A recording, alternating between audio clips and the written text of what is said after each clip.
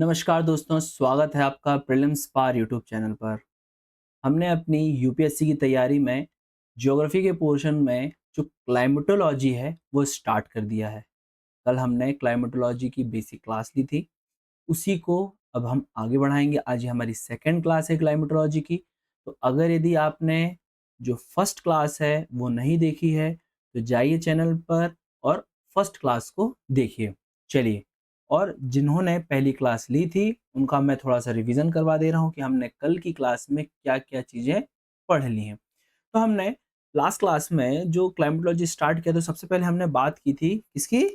मौसम और जलवायु की थी ना, कि मौसम क्या होता है, ये क्षणिक होता है, इसका क्षेत्र विस्तार कम होता है, साथ ही साथ में इसकी अवधि भी कम होती है, कुछ समय विशेष या क्षेत्र विशेष में परिवर्तित होता रहता है। जबकि जो जलवायु होती है वो वृहद क्षेत्र में देखने मिलती है, साथ ही साथ इसकी अवधि भी काफ़ी लंबी होती है, प्राकृतिक रूप से लगभग 35 वर्ष।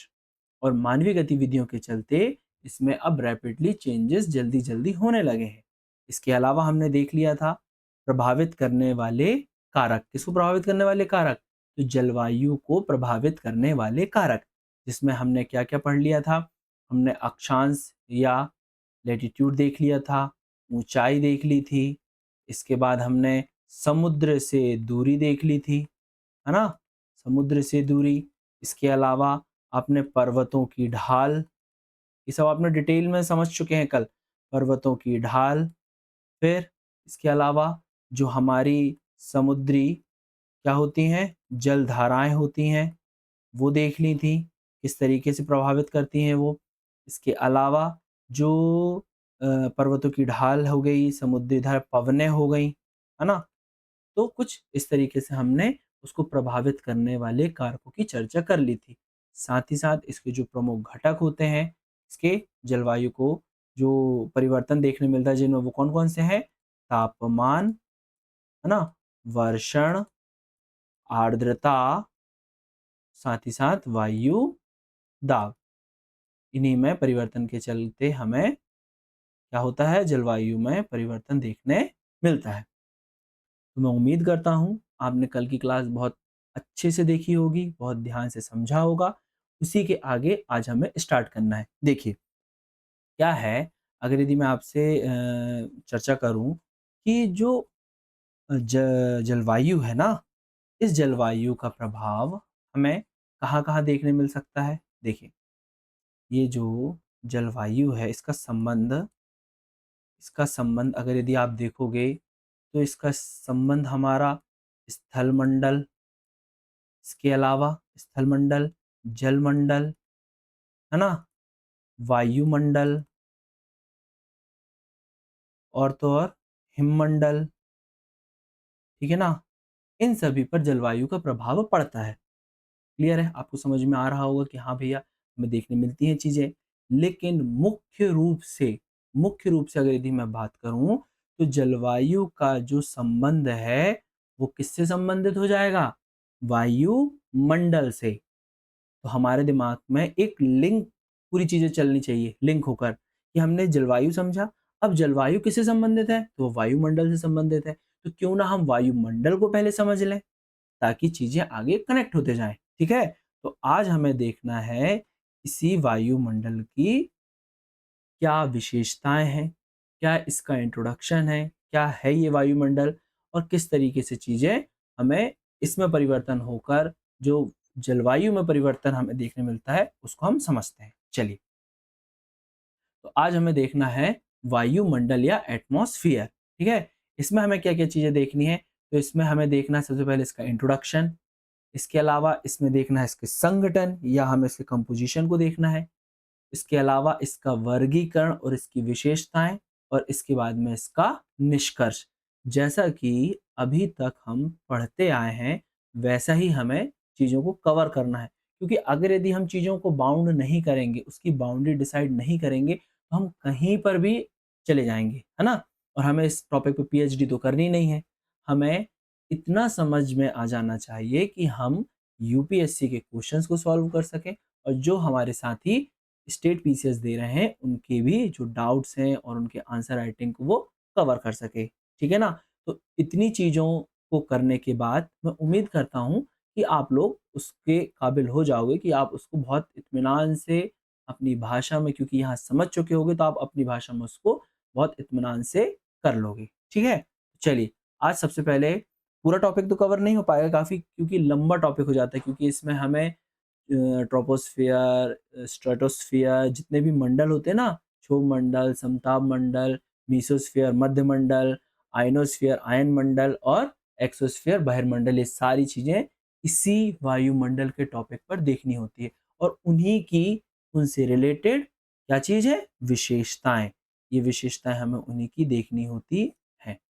क्लियर है? समझ में आ गया है हम किस तरीके से आगे बढ़ेंगे? चलिए, सबसे पहले अब हम देख लेते हैं इसका परिचय कि क्या है ये इंट्रोडक्शन। देखिए, समझने की कोशिश करना, हाँ? इंट्रोडक्शन में सबसे पहले हम देखते हैं वायुमंडल।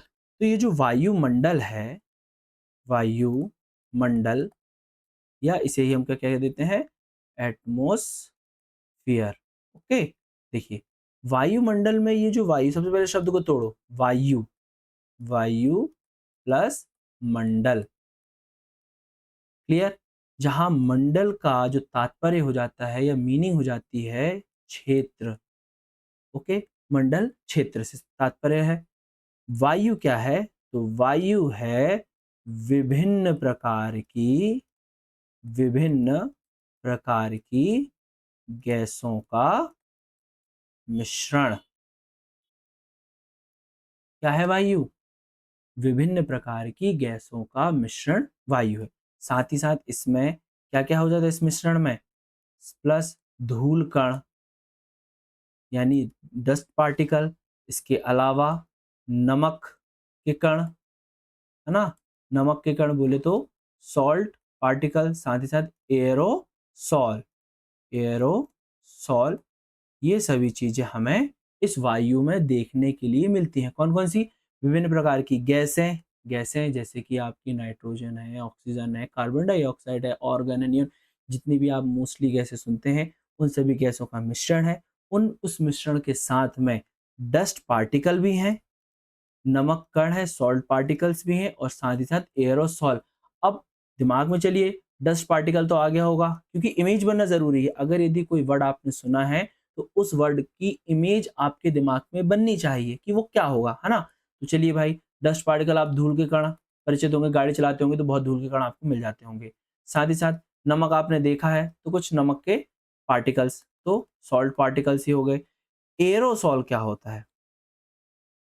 अगर यदि जिसको पता है तो बहुत अच्छी बात है, लेकिन हम इस क्लास में एकदम बेसिक लेवल से चल रहे हैं कि जिनको कुछ भी नहीं पता है, वो भी बहुत आसानी से इस चीज़ को समझ सकते हैं। देखिए, एयरोसोल मोस्टली क्या होता है, कभी आपने बचपन में टायर जलाया होगा? टायर, जो गाड़ियों के टायर होते हैं, जब आप उस टायर को जलाते हैं ना, तो उससे जो धुआँ निकलता है, वो कैसा रहता है? एकदम काला-काला डार्क काला होता है ना? जो वो ब्लैक-ब्लैक जो काला धुआँ है ना, वही ये एयरोसॉल है। या इसे ही हम हिंदी, देखिए अब इसका हिंदी वर्ड आप सुनेंगे ना, जल्दी समझ में आएगा। इसको क्या कह देते हैं? कालिख, कालिख, कालिख, मतलब काला-काला धुआँ। आया समझ में? तो वायुमंडल में विभिन्न प्रकार की गैसों का मिश्रण है, जिसमें धूल कण, नमक कण एवं एयरोसॉल इत्यादि पाए जाते हैं, जो कि जो कि पृथ्वी के गुरुत्व के प्रभावाधीन, गुरुत्व के प्रभावाधीन इससे चारों ओर बंधे हुए हैं। आए समझ में? देखिए, इमेज बनाइए, ये हमारी पृथ्वी है। इस पृथ्वी के चारों ओर इस तरीके से ये एक आवरण बना हुआ है वायुमंडल का, है ना? ये ये विभिन्न प्रकार की गैसें हैं, है ना? धूल कण है, एयरोसॉल है, ये हमारी अर्थ है, ठीक है? तो इसी में ये विभिन्न प्रकार की गैसें हैं, ये धूल कण है इत्यादि, ये किसके गुरुत्व के प्रभावाधीन क्या है, इससे बंधे हुए हैं।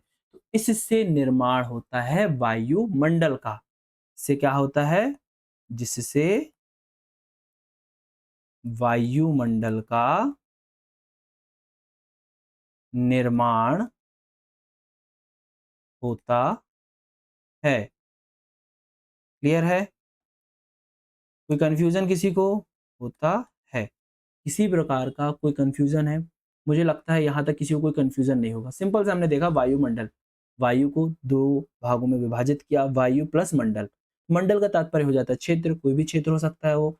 वायु, वायु विभिन्न प्रकार की गैसों का मिश्रण है, जिसमें इसके अलावा धूल कण, नमक कण, एयरोसोल जैसी इत्यादि चीजें पाई जाती हैं, जो कि पृथ्वी के गुरुत्व या ग्रेविटी के अधीन उससे बंधे हुए हैं, बाउंड हैं उससे, जिसके चलते एक ऐसा आवरण बन जाता है जिसे हम क्या कहते हैं, वायुमंडल।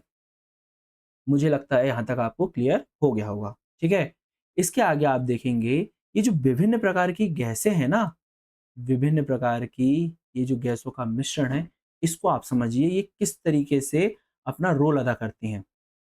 देखिए, ये जो वायुमंडलीय गैसें हैं, इनको हम दो भागों में बांटकर देख सकते हैं। एक हमारी भारी गैसें और एक हमारी हल्की गैसें। ठीक है, अब अगर यदि मैं भारी गैसों की बात करूं, भारी गैस, अब नाम ही समझ में आ रहा है, हैवी गैस या हैवी गैस और लाइट गैस। जो हमारे इंग्लिश मीडियम के जो साथी हैं उनको हो सकता है कुछ हिंदी में प्रॉब्लम हो, तो बीच बीच में मैं इंग्लिश के वर्ड भी यूज करता जा रहा हूँ, है ना। तो ये हो गई हमारी हैवी गैसेस और ये हो गई हमारी लाइट गैसेस में इसको क्या किया, क्लासिफाई किया गया है। अब जो हमारी हैवी गैसेस हैं उसको हम समझते हैं। सबसे पहली बात, अगर यदि ये हैवी है तो आपने ये देखा होगा, गुरुत्व इज प्रोपोर्शन टू मास। अगर यदि भारी गैस है तो यहाँ पर इस पर गुरुत्व का जो प्रभाव है, गुरुत्व का प्रभाव ज्यादा लग रहा होगा, पहली चीज।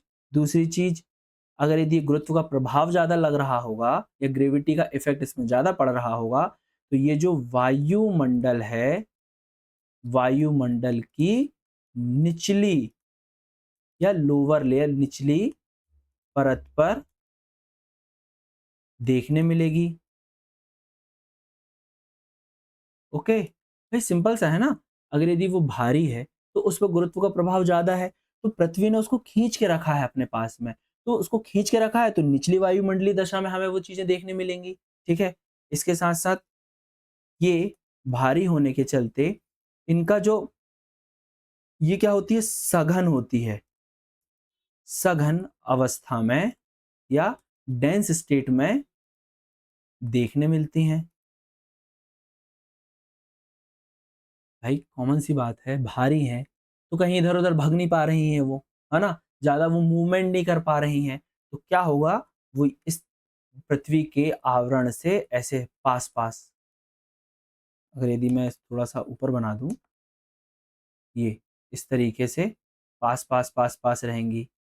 हैवी है, गुरुत्व ने, ग्रेविटी ने उसको अपने पास खींच के रखा हुआ है और ज्यादा वो मूवमेंट कर भी नहीं सकती, तो पृथ्वी के निचले वायुमंडलीय क्षेत्र पर पाई जाती हैं। अब ये गैसें कौन सी हैं, कौन सी है गैसें, देख लेते हैं भैया एग्जाम्पल में, क्योंकि अगर यदि हमें एग्जाम्पल पता है तो ये सारी चीजें हमको ऑटोमेटिक क्लियर हो जाएंगी, है ना। एग्जाम्पल में आप देखेंगे सबसे पहले आ जाएगी हमारी नाइट्रोजन गैस, जो लगभग कितने प्रतिशत पाई जाती है, अपने अपने दिमाग में बोल लो, अगर जिसको पता हो तो। लगभग 78.03% नाइट्रोजन। इसके अलावा दूसरे नंबर पर ऑक्सीजन, जो कि 20.99% तक पाई जाती है वायुमंडल में, एटमॉस्फेयर में। इसके अलावा आप देखेंगे तो ऑर्गन, ये वही क्रम है जिस क्रम में ये परसेंटेज में पाई जाती हैं, है ना। तो ये आपको याद भी रखना है साथ में। कभी कभी स्टेटमेंट या ऑप्शन में पूछ लिया जाता है कि इनको इनके प्रतिशत के आधार पर बढ़ते हुए क्रम में असेंडिंग या डिसेंडिंग ऑर्डर पर जमाइए, है ना। ऑर्गन, ऑर्गन कितनी है, लगभग 0.93%। इसके अलावा हमारा जो कार्बन डाइऑक्साइड है ये 0.03% पाया जाता है, और इसके बाद में जो हाइड्रोजन है वो लगभग 0.01% पाया जाता है। तो मैं उम्मीद करता हूँ कि चीजें आपको समझ में आई होगी। एक बार और रिपीट कीजिए मेरे साथ में। कौन कौन सी गैसें भारी गैसों के अंतर्गत शामिल हैं? तो नाइट्रोजन है, ऑक्सीजन है, तीसरे नंबर पर ऑर्गन है, ध्यान रखना, कार्बन डाइऑक्साइड चौथे नंबर पर आती है, ऑर्गन 0.93% है, कार्बन डाइऑक्साइड 0.03% है। उसके बाद आपकी जो हाइड्रोजन है वो 0.01% पाई जाती है। क्लियर है? चलिए, तो ये तो बात हो गई हैवी गैसेस की। इसके बाद अगर यदि आप देखेंगे, इसी की चीजें विपरीत हो जाएंगी, अपोजिट हो जाएंगी, किसमें? लाइटर गैसेस में। देखिए, जो हल्की गैसें हैं, चूंकि ये हल्की हैं, है ना, हल्की हैं, तो इस पे गुरुत्व का या ग्रेविटी का जो इफेक्ट है, गुरुत्व का जो प्रभाव है वो हमें कम देखने मिलेगा। क्लियर? तो इसमें क्या होगा, ये जो वायुमंडल की या एटमॉस्फेयर की, वायुमंडल की अपर लेयर में, अपर लेयर में देखने मिलेगी, है ना। साथ ही साथ चूंकि ये हल्की हैं, जैसे हमने बोला भारी हैं, तो सघन अवस्था में रहती हैं, पास पास रहती हैं, ज्यादा मूवमेंट नहीं कर पाती। अब ये हल्की हैं तो क्या करेंगी, इधर उधर भागेंगी। तो जो हल्की गैसेस होती हैं, ये विरल विरल अवस्था में देखने मिलती हैं। क्लियर है? एक एक दो दो वर्ड याद रखना है। गुरुत्व का प्रभाव अधिक, दूसरा वायुमंडल की भारी गैसों में निचली परत में, तीसरा सघन अवस्था। क्लियर? यहाँ लाइट गैस में गुरुत्व का प्रभाव कम है, अपर लेयर में देखने मिलेंगी, विरल अवस्था में है। क्लियर हो गया? अब इसके एग्जाम्पल देख लीजिए कुछ। तो इसके एग्जाम्पल हो जाएंगे हमारे कुछ, इसके एग्जाम्पल हो जाएंगे हमारे नियॉन, नियॉन गैस, इसके अलावा हीलियम। ध्यान रखना, हीलियम क्या है, लाइट गैस के अंतर्गत शामिल होती है। हाइड्रोजन है भारी गैस, हीलियम है हल्की गैस। हीलियम, क्रिप्टॉन, इसके अलावा जेनॉन, जेनॉन। ओके, अगर यदि यहाँ दिखना रहा हो सकता है मेरी इमेज आ रही हो यहाँ पर, मैं एक बार फिर से रिपीट कर रहा हूँ। यहाँ लिखा हुआ है नियॉन, उसके बाद हीलियम, उसके बाद क्रिप्टॉन और उसके बाद जेनॉन। क्लियर है? तो ये गैसें होगी हल्की गैसें। इन विशेषताओं को आपको ध्यान रखना है, भारी गैस और हल्की गैसों की विशेषताएं। ठीक है, ये बहुत ज्यादा काम आने वाली हैं आगे वाले चैप्टर में। तो सारी चीजें एक दूसरे से लिंक्ड हैं। अगर यदि कहीं पर भी आप लैग करते हैं या मिस करते हैं तो चीजें आपकी वो क्लियर नहीं हो पाएंगी। ठीक है, चलिए, इसके बाद देखिए, इसके आगे अब हमें देखना है लेयर्स ऑफ एटमॉस्फियर। क्या देखना है? Layers of atmosphere. बहुत सारे क्वेश्चंस इसमें, स्टेट पीसीएस, यूपीएससी और जो वनडे एग्जाम तक, जो साथी मेरे वनडे एग्जाम वाले हैं, ये वो पढ़ लें। अगर यदि उनको ज्योग्राफी में एटमॉस्फेयर पढ़ना है तो वो मेरे साथ ये पढ़ लें, सारे क्वेश्चंस उनके सॉल्व हो जाएंगे, है ना। क्योंकि बहुत सारी चीज़ें इसमें कवर होती हैं। जैसे नॉर्मली देखा होगा, क्वेश्चन पूछा जाता है कि जो हवाई जहाज है वो किस मंडल में चलता है, किस मंडल में नहीं चलता है, बारिश कहाँ होती है, उल्का पिंड कहाँ गिरते हैं। तो ये सारी चीज़ें आपको इसी टॉपिक में मिलेंगी, है ना। मेरे साथ लगातार बने रहिए। अब हमें इसमें क्या-क्या देखना है, तो इसमें जितने भी मंडल होते हैं, लगभग अगर यदि मैं बात करूँ, लगभग अगर यदि मेरी अर्थ है, तो अर्थ से लगभग 10,000 किलोमीटर, कितना बोला मैंने? 10,000 किलोमीटर के बाद में क्या स्टार्ट हो जाता है हमारा? स्पेस स्टार्ट हो जाता है।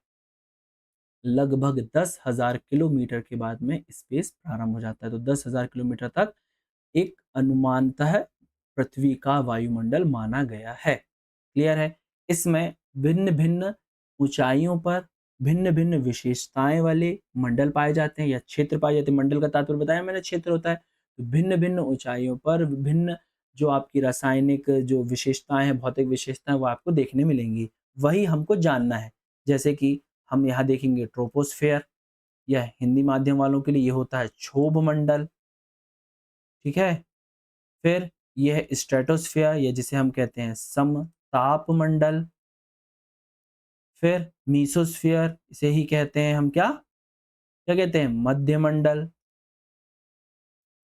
फिर थर्मोस्फियर या तापमंडल, या इसे ही हम आइनोस्फियर के नाम से भी जानते हैं, और फिर है एक्सोस्फियर या बहिर्मंडल। ठीक है, मैं फिर से रिपीट कर रहा हूँ, क्षोभमंडल, समतापमंडल, मध्यमंडल, तापमंडल या आइनोस्फियर, या आप आयन मंडल कह सकते हैं, और बहिर्मंडल। इन सभी मंडलों की जानकारी एक एक करके डिटेल में हमें पढ़ना है। क्लियर है? तो आज की क्लास हम यहीं खत्म करते हैं, ओवर करते हैं। इसके आगे की जानकारी क्षोभ मंडल से हमें स्टार्ट करनी है। क्षोभ मंडल, समताप मंडल, मध्य मंडल, ताप मंडल, बहिर्मंडल। हम ऐसा करेंगे कि एक दिन में लगभग 2 जो मंडल हैं, जैसे स्ट्रेटोस्फियर और ट्रोपोस्फियर, इसको अपन कवर कर लेंगे। फिर नेक्स्ट क्लास में हम मेसोस्फियर, थर्मोस्फियर को और एक्सोस्फियर को कवर कर लेंगे। ठीक है ना? जितना आसानी से, जितनी आसान भाषा में हो सकता है, मैं पूरी कोशिश करता हूँ कि आपको वो चीज़ समझ में आए। अगर यदि ये वीडियो आपको पसंद आ रही हो, तो इसे ज़रूर लाइक कीजिए, अपने फ्रेंड्स के साथ में शेयर कीजिए और चैनल को सब्सक्राइब करना ना मत भूलिएगा। Thank you.